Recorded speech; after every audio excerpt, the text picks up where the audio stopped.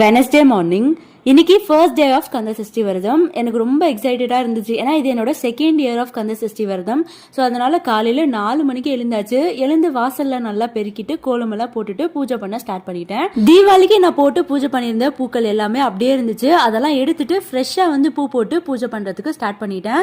அதுக்கப்புறம் நிறைய பேர் கேட்டீங்க, நீங்கள் எந்த டைப் ஆஃப் விரதம் வந்து இருக்க போறீங்க அப்படின்னு கேட்டீங்க. நான் வந்து 1 மீல் பர் டே. லாஸ்ட் இயரும் அதுதான் ஃபாலோ பண்ணேன், இந்த இயரும் அதான் ஃபாலோ பண்றேன். ஏன்னா எனக்கு அதுதான் வந்து கம்ஃபர்டபுளா இருக்கு. நம்ம பாட்டு இஷ்டத்துக்கு பால் விரதம் இல்லைன்னா வந்து இளநீ குடிக்கிறேன் மிளகு விரதம்னு எடுத்துட்டு நமக்கு உடம்புக்கு சேராம போயிடுச்சுன்னு வச்சுக்கோங்களேன், ரொம்ப தலைவலி. ஏன்னா நான் ஆல்ரெடி ஒரு அல்சர் பேஷண்ட்.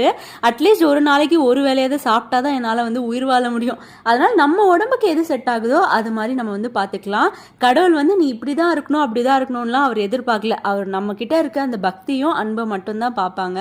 ஸோ அதனால உங்களுக்கு என்ன கம்ஃபர்டபுளா இருக்கோ அந்த மாதிரி விரதம் வந்து இருந்துக்கலாம். இன்னைக்கு ஃபர்ஸ்ட் டே அப்படின்றனால காலையில பிரம்ம முகூர்த்தத்துல இருந்து பூஜை பண்ணிட்டு காப்புக்கயிறு வந்து சூரியன் வரதுக்கு முன்னாடியே கட்டிடணும். அப்படிதான் வந்து லாஸ்ட் இயரும் சொல்லியிருந்தாங்க. அதே மாதிரி தான் இந்த இயரும் நான் ஃபாலோ பண்ணியிருந்தேன். அரிசி மாவுல நட்சத்திர கோலம் போட்டு சரவண பவா அப்படின்னு எழுதி சாமல முதல் நாள் அப்படின்றனால ஒரு விளக்கு வந்து ஏத்திருக்கேன். அடுத்தடுத்த நாள்ல ராவா நா பாவா அதுலயும் ஏத்தி மொத்தமா 6வது நாள் 6 விளக்கு வந்து ஏத்திரணும். அதுதான் வந்து கணக்கு. நான் பாருங்க மண்டமல்ல இந்த கொண்டைய மறந்த மாதிரி சாமி கும்பிடுறதுக்கு முன்னாடி கட்ட வேண்டிய மாயலிய மறந்து போய் சாமியெல்லாம் கும்பிட்டதுக்கு அப்புறம் ஞாபகம் வந்து கோத்து வாசல்ல வந்து கட்டியிருந்தேன்.